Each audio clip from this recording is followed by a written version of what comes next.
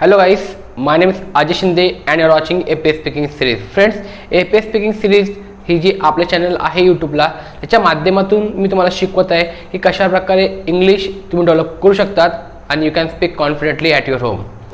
Friends, सगळ्यात पहिले आपण हा टेन्स चालू करण्यापूर्वी मी तुम्हाला एक थोडक्यात सांगतो, ते प्रॉपर समजून घ्या. and if you apply which I am sharing with you now in your day-to-day life, definitely you will get benefit from it. First of all that बघा, जे पण व्हिडिओ मी अपलोड करत आहे स्पीकिंग सिरीज याच्यामध्ये की कशा प्रकारे इंग्लिश बोलायचे, हा टॉपिकचा उपयोग कसा करायचा आहे, हे वाक्य कसे बनतात, all I am teaching here by YouTube by videos. Okay, तर फ्रेंड्स बघा, याच्या माध्यमातून तुम्ही नॉलेज घेत आहे आणि तुम्ही त्याचा उपयोग करत नसणार तर definitely you can not speak English. Listen to me very carefully. What I mean to say something like that. You can not speak English if you do not try. If you do not try to speak in English with anybody, with yourself, still you cannot speak. And apart from that, त्याच्या एवढी समजून घ्या simple. तुमच्याकडे भरपूर knowledge आहे. मला recently एक comments आली होती. मी लास्ट व्हिडिओजमध्ये ऑल व्हिडिओजमध्ये बोललेलो आहे की तुम्हाला कोणताही प्रकारचा प्रॉब्लेम असेल तर मला शेअर करा. I will solve your problem that next video. मला कमेंट्स आली आहे, ते म्हटले की that somebody told me that they are good in reading and understanding well in English. वाचण्यामध्ये समजण्यामध्ये त्यांना प्रॉपर एक्सपर्ट आहेत ते, बट प्रॉब्लेम काय आहे, त्यांना समजत नाही कसं बोलायचं. तर बघा मित्रांनो, सिंपल आहे. जर तुम्ही तुमच्या लाईफमध्ये तुम्हाला समजतंय, समोरचा व्यक्ती काय बोलतोय तुम्हाला अंडरस्टँडिंग होते, तुम्ही काय रीड करताय ते बी तुम्हाला समजते, बट प्रॉब्लेम तुमचा हा असेल तुम्हाला बोलता येत नाही, तर बोलायचं कसं ते प्रॉपर समजून घ्या थोडक्यात. आणि याच्यावर प्रॉपर एक व्हिडिओ मी आणणार आहे इन दॅट नेक्स्ट व्हिडिओ. त्याच्यात मी नेक्स्ट व्हिडिओ नाही म्हणू शकत, आपण may be after 2 or 3 video नंतर मी ते अपलोड करेल अँड पॉसिबल असेल तर लवकरच करेल. त्या व्हिडिओमध्ये सांगणार आहे की कशा प्रकारे एक डेव्हलप करायचं आहे, बट थोडक्यात तुम्हाला इथं मी एक्सप्लेन करतो कशा प्रकारे तुम्ही डेव्हलप करू शकतात. बघा, तुम्हाला समजतंय समोरचा व्यक्ती काय बोलतोय आणि तुम्हाला वाचल्यानंतर ही कळतंय की याचा अर्थ काय, मिनिंग्स काय, बट प्रॉब्लेम तुमचा हा असेल तुम्हाला बोलता येत नाही, तर फ्रेंड्स तुमच्यात एक मेजर प्रॉब्लेम आहे, तो तुम्ही प्रयत्नच करत नाही बोलायचा. That mean you are getting knowledge and you are storing that knowledge in your mind, but that knowledge is not coming outside from your mouth. So definitely whatever you have that knowledge is unuseful and no valuable. So for it that what to do, you need to start, you need to practice, you need to speak in English with yourself like that. Suppose कशा प्रकारे बोलायचे, suppose तुम्ही एकट्या असताना भरपूर thoughts आपल्या माइंडमध्ये येतात, तुम्ही ते थॉट्स मराठीत असेल किंवा हिंदीमध्ये आपण ते विचार करतो, तर करायचं काय, जस्ट ते थॉटला कन्वर्ट करायचं इंग्लिशमध्ये. जर तुम्ही याच्यात यशस्वी झाले, जर तुमचे जे थॉट्स आहे मराठीमध्ये येतात आणि त्याला तुम्ही कन्वर्ट करू शकले इंग्लिशमध्ये, तर definitely friend you can talk to English well. Suppose when you try to convert the thought in to the English and it come from your mouth and you are speaking very clearly with confidently, so friends you can speak English well. And also I will bring the video of that how to speak English particular way. In that lot of fields is described in this world like that. When I talk about the medical field, that English is different. When I talk about engineering field, it is different. When you talk about day-to-day life, it is different. And when you talk about the study, it is different.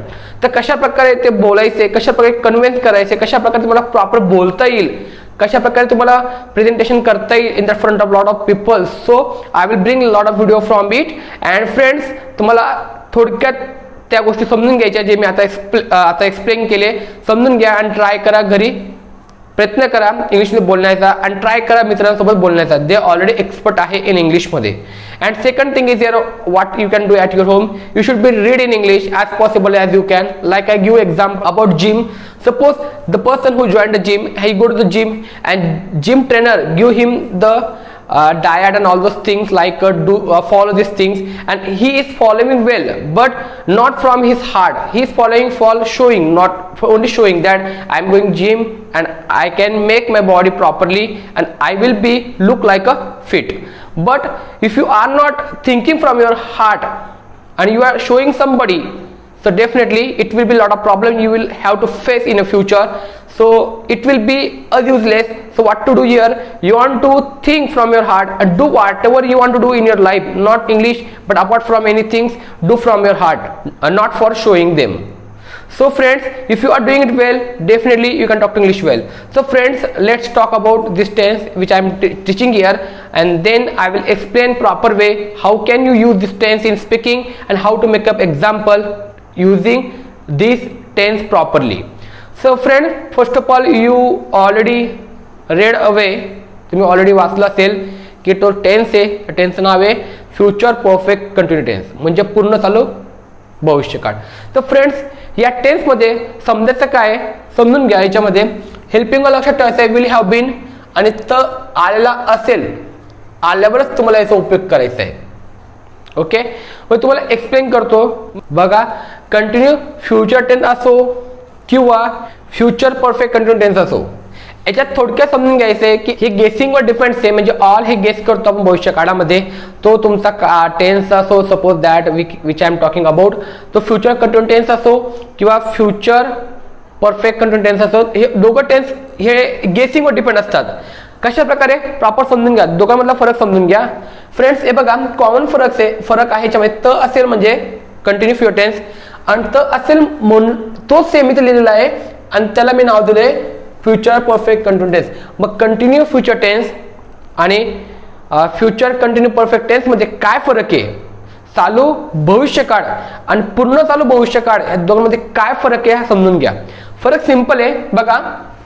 जर वाक्य तुम्हाला continue future टेन्सचं करायचं असेल, म्हणजे चालू भविष्यकाळचं करायचं असेल, तर वाक्य कसं असणार आहे, तो त्या ठिकाणी काम करत असेल, हे वाक्य कंटिन्यू फ्युचर टेन्सचं वाक्य आहे. आणि ह्या टेन्सचं वाक्य कसं आहे, तो त्या ठिकाणी 2 वर्षापासून काम करत असेल. म्हणजे आपण काय केलं, गेस केला की तो त्या कंपनीमध्ये किंवा त्या ठिकाणी 2 वर्षापासून 10 वर्षापासून काम करत आलेला असेल किंवा करत असेल. दोघांचा अर्थ सेम आहे. अंडरस्टँड, डिफिकल्ट समजून घ्यायचं नाहीये, सिंपल आहे. करत आलेला असेल, करत असेल, बट याच्यामध्ये काय केलं आपण, टाइमला एक्सप्लेन केलेलं आहे. त्यामुळं हा टेन्स, या टेन्स मधलं वाक्य आहे. ते वाक्य कसे बनतात मला प्रॉपर बघायचे. आणि main important thing is here very that when you should be know which type of word we are using here in that tense, which is already you know it well, but I am telling again that one word form you can use here, that is called V4. You can see here already I have written on board. Now you can see तो त्या ठिकाणी 2 वर्षापासून काम करत असेल तर कसं होईल, तो म्हणजे ही, आणि त असेल म्हटलं टॉपिक आहे आपला, तर ही विल हॅव बीन. काय करतो, काम म्हणजे काय, वर्क. तर मित्रांनो, वर्क जर म्हटलं तर वर्कला आयएनजी लावायचं, कारण की विपर वापरले आपण. He will have been working, कुठे, तेथे, म्हणजे त्या ठिकाणी, म्हणजे that place. Okay, he will have been working that place. बघा 2 वर्षापासून, तर कालावधी जो असतो, म्हणजे आपण मी लास्ट 2 पार्ट्स मध्ये एक्सप्लेन केले. निश्चित कालावधीला काय वापरतात आणि अनिश्चित कालावधीला काय वापरतात. निश्चित कालावधी असेल तर तुम्हाला फॉर वापरायचं आहे, आणि अनिश्चित कालावधी असेल त्याला सिन्स वापरायचं आहे. आज दोघांचा फरक काय ते बॅकचे व्हिडिओ प्रॉपर बघून तुम्हाला समजणार. ते बघा इथं आपण आता कालावधी निश्चित आहे, 2 वर्ष म्हटले तर फॉर 2 years म्हणायचे. Okay, now you can see, ते कालपासून बाजारात फिरत असतील, ते म्हणजे काय, दे विल हॅव बीन. फिरणे म्हणजे काय, वॉक म्हणतो आपण, तर आपल्या काळाचं आयएनजी, वॉकिंग इन, कुठे फिरत आहे, मार्केटमध्ये. आता बघा सकाळ कालपासून म्हटले तर कालावधी निश्चित आहे का, नाही, तर आपल्याला काय म्हणायचं, since yesterday, since yesterday. Okay, next, ती 5 तासापासून अभ्यास करत असेल, ती म्हणजे काय, शी विल हॅव बीन. अभ्यास म्हणजे काय, स्टडीला आयएनजी लावायचं, स्टडिंग. 5 असं म्हणून तासापासून म्हणजे काय, for 5 hours.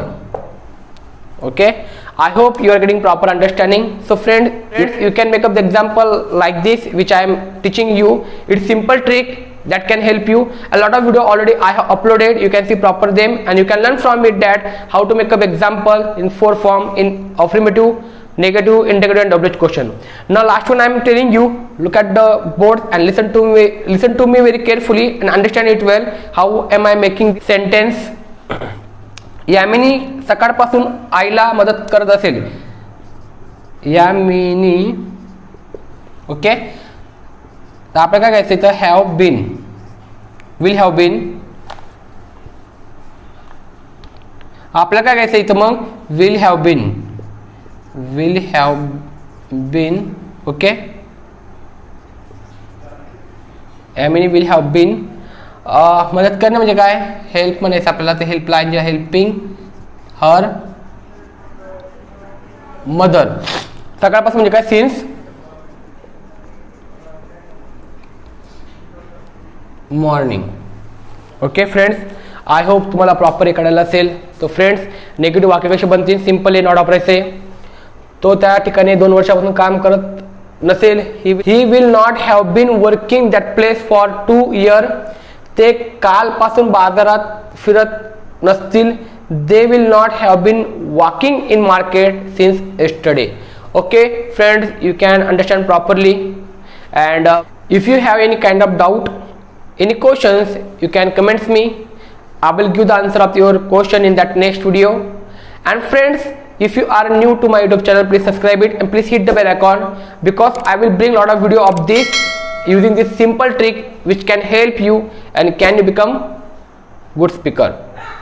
So if you say yes I can, so definitely you can speak English well and nobody can stop you. Okay friends, so let's see you in that next video.